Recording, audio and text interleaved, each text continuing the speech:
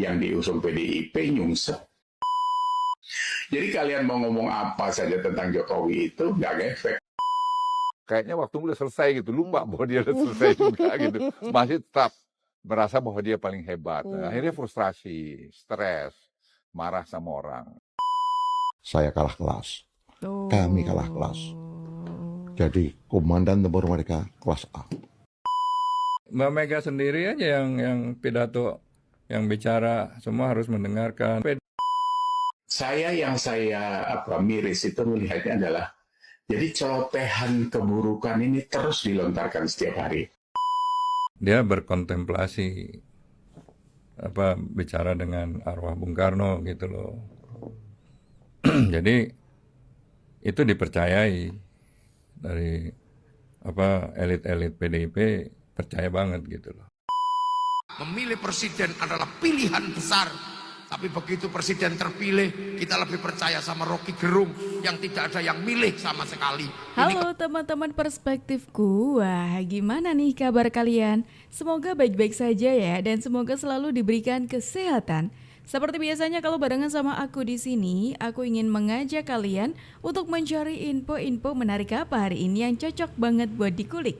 Dan seperti biasanya juga tidak usah terlalu banyak babi bu. Yuk langsung aja kita tonton videonya. Ngomong sama Pak Jokowi, kalian pemimpin, itu harus menjalankan apa yang dipikirkan dan dituliskan oleh para pendiri bangsa. Bukan kita bikin versi-versi. Nah kalau sekarang saya lihat, memimpin untuk bikin versi. Aneh. Lah yang ada aja udah dijalanin aja susah banget. Itulah saya bilang pada Daya. Kalau harus mengikuti konsep kebangsaan kita, karena itu benarnya tinggal dijalankan itu paripurna. Presiden Joko Widodo mengunjungi pabrik hilirisasi PT Lotte Chemical Indonesia di Cilegon, Banten. Pabrik dengan investasi 60 triliun rupiah ini ditargetkan rampung pada 2025 mendatang. Jokowi menyebut pabrik ini akan mempekerjakan sekitar 13.000 pekerja. Nantinya pabrik ini akan memproduksi 17 jenis produk olahan seperti etilen, polipropilen, bensin, dan sejumlah produk olahan lainnya. Jokowi mengaku senang dengan kehadiran pabrik ini karena hasilnya bakal menjadi substitusi impor barang-barang petrokimia.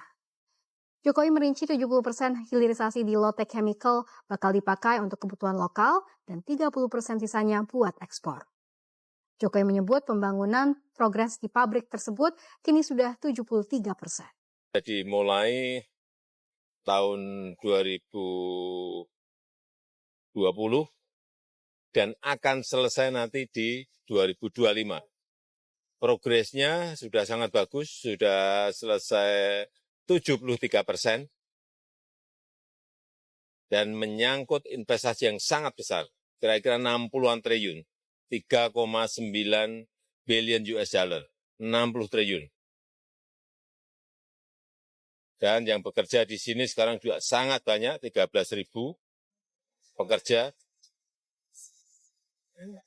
Setelah selesai, pabrik ini akan menghasilkan etilen, polipropilen, bensin, dan lain-lain. Ada 17 produk yang dihasilkan. Yang saya senang, ini akan menjadi substitusi impor.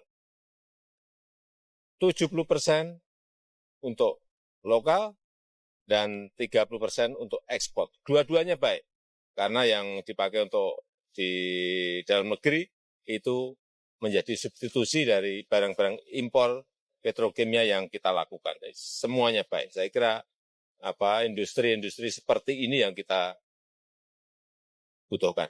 Menarik sekali. Perbedaan antara narasinya PDIP dan juga kerja nyatanya Pak Jokowi. Ketika PDIP, kayaknya beberapa hari terakhir ini, lebih tepatnya ketika setelah Pilpres ya, kayaknya PDIP itu lagi seneng-senengnya nih ya, lagi semangat banget untuk mengkritisi Pak Jokowi ya kan.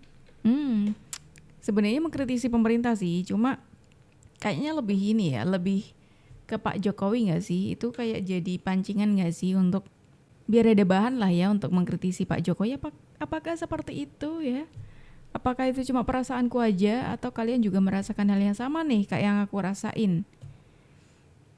Emang ya orang-orang yang suka mengkritik tuh kayak gini, tidak melihat apa yang Pak Jokowi sudah buat untuk Indonesia. Padahal sudah banyak sekali bukti nyatanya. Tapi heran aja gitu loh sama orang-orang yang belum bisa melihat hal itu kayak gitu. Jadi nggak bisa dipungkiri. Jadi kalian mau ngomong apa saja tentang Jokowi itu nggak ngefek. Rakyat Indonesia yang memilih Prabowo 96,2 juta orang itu karena pengaruhnya Pak Jokowi. Gitu. Jadi kalau dibandingin Bu Mega kan 2 kali ya ikut nyapres, 2 kali atau sekali nggak dipilih rakyat juga. Gitu. Terus Ganjar yang diusung PDIP nyungsep, itu kan sudah tanda-tanda bukan tanda-tanda, itu fakta gitu. Jadi nggak usah dicari-cari seolah orang itu dicurangi segala macam, nggak ada itu, nggak ada. Wong di lingkungan saya sini aja orang kampung bisa 70% menang 02 lah. Itu basisnya PDIP di Waru Sidoarjo ini. Jadi sudahlah. Jadi kemarin Hasto gonggong berhari-hari soal macam-macam. Terakhir itu juga menyatakan bahwa 17% kemenangan Ganjar itu karena sudah disetting dan sebagainya. Buktinya mana, Bos? Di MK kalian sidang buktinya nggak ada. Ini ngomong. Jadi jangan omong-omong saja lah. Wah, suka bener deh ngomongnya. Emang PDIP lagi gencar-gencarnya untuk menyuarakan hal-hal yang sebelumnya dipendam gitu ya. Andai kan kalau PDIP ini tetap menang ya, tetap bersama Pak Jokowi dan tetap didukung Pak Jokowi, kayaknya PDIP akan diem-diem aja deh. Atau emang ini tuh disengaja nih sama PDIP? Jadi banyak orang kan gitu. Dia nggak tahu. Dulu dia berkuasa, populer, hebat gitu. Sekarang waktu jalan udah kayaknya waktu udah selesai gitu. Lupa bahwa dia udah selesai juga gitu. Masih tetap merasa bahwa dia paling hebat. Akhirnya frustrasi, stres, marah sama orang. Jadi saya selalu bilang di Facebook saya kan, semua yang di bawah langit ini ada waktunya. Ada waktunya. Jadi kita harus tahu kapan waktu kita. Betul. Kira-kira gini ya. Walaupun terakhir tentu yang menentukan Tuhan, Maha Pak. Pencipta. Gitu. Betul. Kayaknya kok ini seperti menyinggung seseorang.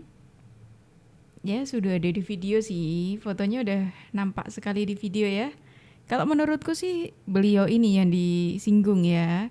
Kalau menurut kalian semuanya, apakah setuju dengan pendapatku atau kalian punya pendapat lain nih tentang seseorang yang disinggung oleh opung kita semuanya ini ya? Ya langsung tulis di kolom komentar ya. Saya kalah kelas.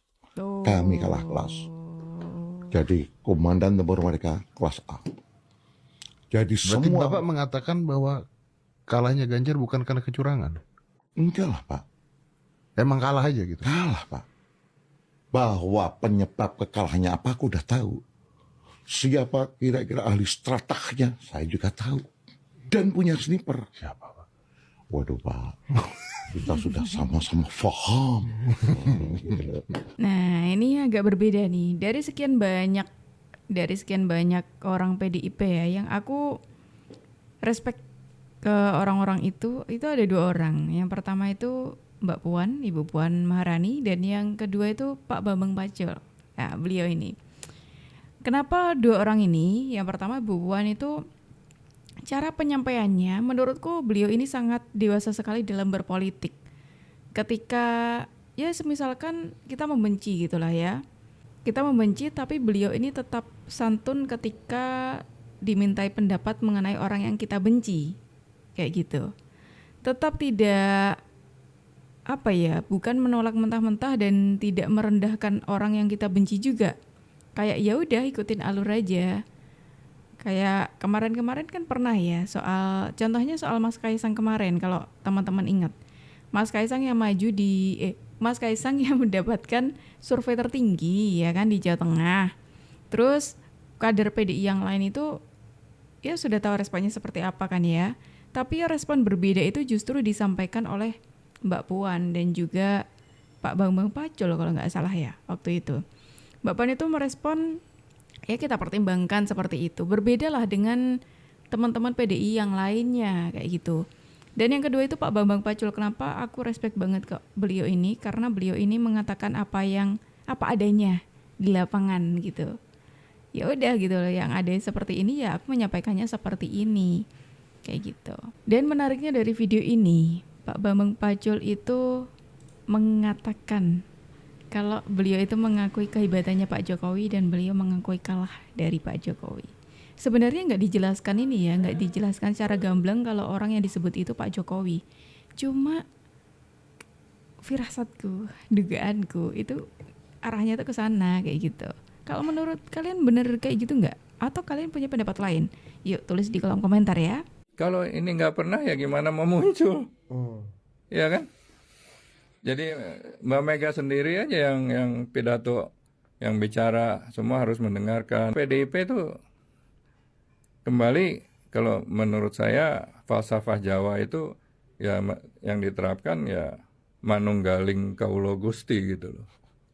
Yang lainnya rakyat kaulo yang nggak boleh jadi raja. Ketika ada yang jadi raja, marah. Keputusan-keputusan yang sangat fatal. Dia berkontemplasi bicara dengan arwah Bung Karno gitu loh. Jadi itu dipercayai dari elit-elit PDIP, percaya banget gitu loh. Terus terang aja, kalau Mbak Mega mengkritik demokrasi, seperti kita dulu, saya dengan Mbak Mega mengatakan kalau Pak Harto mengkritik demokrasi gitu loh. Ya nggak turun-turun, namanya demokrasi. Dulu saya sama Mbak Mega mengkritik Pak Harto. Di Golkar kok bisa 28 tahun, nggak mau turun-turun. Bu Mega sekarang ini dalam pidatonya nggak eligible menurut Pak Lans? Ya dia sendiri nggak pernah ada pemilihan penggantian. Pak Harto juga dulu gitu, sama. Semua belum ada yang mampu menggantikan Pak Harto kan, ngomongnya kan gitu. Nah sekarang apa bedanya? Kira tidak. Wah. Ini salah satu statement yang menurutku bisa dipercaya. Kenapa? Karena Bung Laksamana Soekardi ini merupakan mantan politisi PDI Perjuangan. Beliau pasti udah tahu lah dalam-dalamnya PDIP itu seperti apa. Ini kok saya jadi ingat perkataannya ibu ini ya, Ibu Irma dari Nasdem yang pernah mengatakan ada orang yang teriak demokrasi rusak, tapi padahal perusaknya ya orang itu sendiri. Kalian maknai sendiri aja ya. Betul. Doakan kami apa masyarakat Lampung Selatan.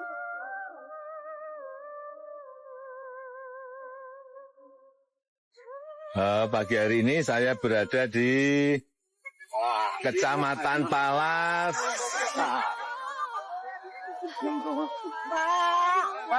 Kabupaten Lampung Selatan, Provinsi Lampung. Saya baru melihat kompanisasi dan ini penanaman padi yang baru dimulai.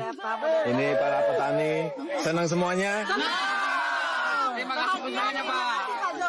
Mudah-mudahan padi yang ditanam kita sekarang hasilnya bagus ya Pak ya. Melimpah, semoga Pak Jokowi sehat, panjang umur. Bapaknya sehat selalu Pak Jokowi ya. Semuanya terima kasih. Selatan untuk Kita berdoa. Aku tuh setiap kali melihat Pak Jokowi dengan masyarakat Indonesia itu kayak ya Allah senang banget gitu loh. Kedekatannya Pak Jokowi dengan seluruh masyarakat Indonesia tuh sebegitu dekatnya gitu loh. Kayak rasanya kita semuanya keluarga loh ini. Dengan sambutan hangat yang diberikan oleh masyarakat dan yang diterima oleh Pak Jokowi. Begitupun juga masyarakat yang kayak setiap kali Pak Jokowi ada di mana gitu, yang minta foto lah, yang nungguin Pak Jokowi dateng lah. Itu nggak cuma 1-2 orang, tapi banyak orang, dari yang anak-anak, remaja, dewasa, bahkan sampai yang mbah-mbah itu juga ada gitu loh. Luar biasa aja Pak Jokowi itu seperti itu, menyatukan kita semuanya. Ya. Wah, tapi aku tuh suka heran kenapa kok masih ada orang-orang ya yang benci gitu loh sama Pak Jokowi. Heran aku, coba deh lihat prestasinya Pak Jokowi. Kayaknya ini kalian belum terlalu melihat dan mencari apa saja prestasinya Pak Jokowi. Kalau kalian lihat, wah pasti bangga deh sama Pak Jokowi. Kita punya presiden dijelek-jelekkan. Milih presiden itu butuh anggaran besar, butuh anggaran triliunan untuk memilih satu orang. Maka memilih presiden adalah pilihan besar. Tapi begitu presiden terpilih, kita lebih percaya sama Rocky Gerung yang tidak ada yang milih sama sekali. Ini kepala-kepala konslet itu. Kita punya presiden dijelek-jelekkan. Bener sih, benar. Kadang tuh sebagian orang, bukan sebagian orang tapi ada beberapa orang yang lebih percaya orang-orang yang sudah menghina Pak Jokowi kayak gitu. Ya seolah-olah tidak bisa melihat sisi baiknya Pak Jokowi kayak gitu. Ya teman-temanku, sayang sekali kita harus akhiri dulu video kita hari ini sampai di sini.